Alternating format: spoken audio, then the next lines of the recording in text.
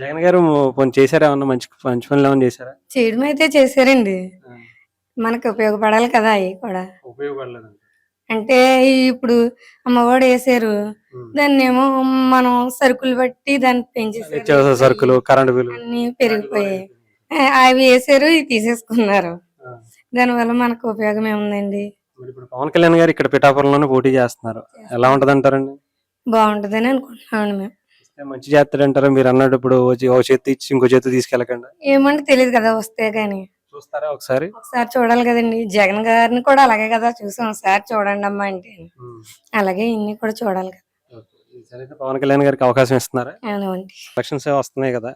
పిఠాపురంలో ముఖ్యంగా ఆయన ఇక్కడ చేనేత కార్మికులకు సంబంధించి సిల్క్ సిటీ అని చెప్పి పెడతాను అంటున్నారు. ఆ!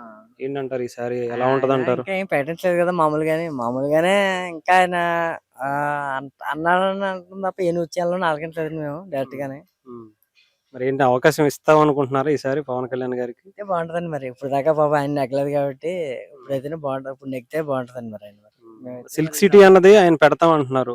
నమ్మకం ఉందా ఆయన వస్తే అలా చేయగలుగుతారు పవన్ కళ్యాణ్ గారు? వస్తే పెడతారండి గ్యారంటీ. ఆయన ఇప్పుడు దాకా నేను అలకట్లేదు మీరు అంటాం మీ నోటిని ఆలకించాను. వస్తే మట్టి పెడతారండి ఆయన. ఆయన ఇంటి మట్టి పెడతారండి. చేస్తే మాత్రం ఆయన చేయగలిగే మనస్తత్వం ఉందంటారా? ఉందండి. తెలుసా ఆయన గురించి నార్మల్ గా కొంతమందికి సహాయం చేయటం ఇలాంటివి ఏమైనా విన్నారా? సాయం చేస్తారంటే ఆలకింద పలానా ఏ వర్గం సాయం చేస్తారని ఇంకా ఆలకించలేదండి. మరి వైసీపీ కూడా డబ్బులు ఖర్చు పెట్టడానికి రెడీగా ఉంది పవన్ కళ్యాణ్ గారిని ఓడించడానికి. అభిమానం ఉంటదండి. అభిమానం ఎక్కడ ఉంటే అక్కడండి డబ్బుదే ఉందండి. ఊరుకుంటున్నారు ఈసారి పిఠాపురం ప్రజలు? మేము కోరుకుంటున్నాం పిఠాపురం ఏరియాలో మా లొకాలిటీ అంతా కూడా జనసేనకే పడుతుందండి ఓటింగ్. అంటే ఈ పక్క తెలుగుదేశం అండి ఇదంతా ఏరియా అంతానే. ఎప్పుడు తెలుగుదేశంకి వేస్తాం. మరి ఉమ్మడిలో భాగంగా మేము కూడా కొద్దిగా గొప్ప అభిమానం ఉంటుంది కాబట్టి ఇంకా జనసేనకి చేస్తామండి. ఎవరు వస్తే బాగుంటది అనుకుంటున్నారు? ఇప్పుడు ఉన్న గవర్నమెంట్ ఉంటే బాగుంటది అనుకుంటున్నారా? మారితే బాగుంటది అనుకుంటున్నారా? గవర్నమెంట్ మారాలా, పవన్ సీఎం అవ్వాలి. ఎందుకని సార్ అందరూ చాలా మంది కోరుకుంటున్నారు.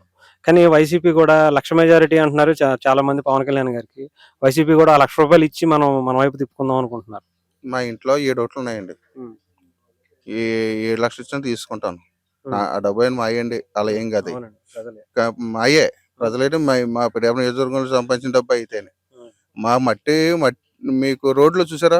మీరు ఎక్కడి నుంచి వచ్చారా? కాకినాడ నుంచి వచ్చారా? రోడ్లు ఎలాగున్నాయి? మా రోడ్ నుంచి కొన్ని లక్షల లారీలు వెళ్ళినాయి మట్టి, దొంగ మట్టి. ఈ ఎమ్మెల్యే గారు అయితే ఎంపీ గారితో ఎలా అమ్ముకున్నారో మాకు తెలియదు.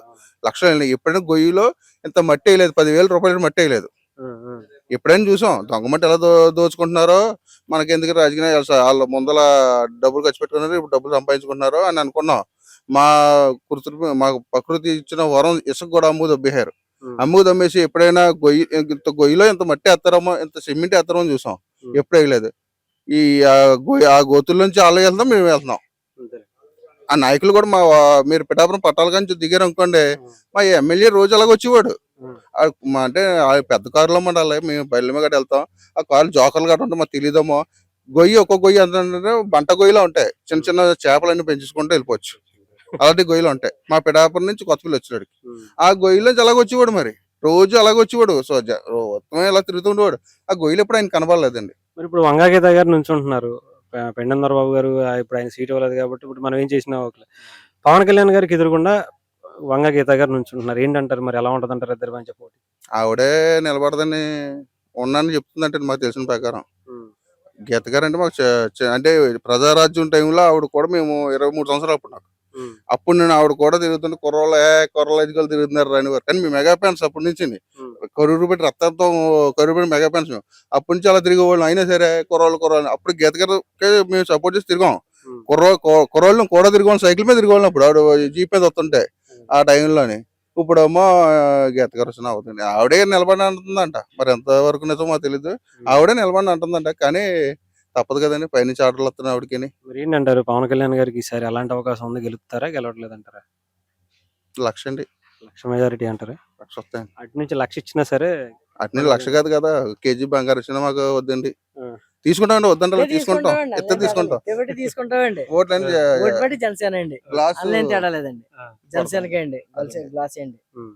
వస్తే మంచి చేస్తాడంటారా? పవన్ కళ్యాణ్ గారి వ్యక్తిత్వం మీకు ఎలా అనిపించింది ఈ 10 ఏళ్ళు గానీ, అంత ముందు గానీ? ప్రజారాజ్యం నుంచి ఉన్నాను అంటున్నారు. ఇప్పుడు అదే నేను అనకూడదు ఒక మాట అన్నాను. దేవుడి దయ వల్ల అంటే ఈ గవర్నమెంట్ మళ్ళీ ఇదే గవర్నమెంట్ వచ్చిందనుకో నిజంగా పవన్ కళ్యాణ్ ఇక్కడ ఎమ్మెల్యే చేయడం అనుకోండి సొంత డబ్బులతో నియోజకవర్గం బాగు చేస్తాడు. అలాంటి మనిషి అంత మంచి అంతమంది అలాంటి మనిషి సొంత డబ్బులతో చేస్తాడు అవసరం వస్తాను. అంటే నిజంగా మేము గెలిపించుకున్నాం అనుకోండి మా దేవుడిని ఇంకా అలాగా ఎప్పటికీ ఇంకా మర్చిపోవడం. శాశ్వత అసెంబ్లీ నియోజకవర్గం చేస్తారు. శాశ్వత కాదని ఇంక ఇక్కడే ఉండిపోతాడు అవసరం వస్తాను. అంత ప్రేమ చూపిస్తారు ఈసారి పవన్ కళ్యాణ్. సార్ మేము అలాగే ఉంటాం. Right sir. ఈసారి అయితే గెలుస్తున్నారంటారు. గెలుస్తారండి.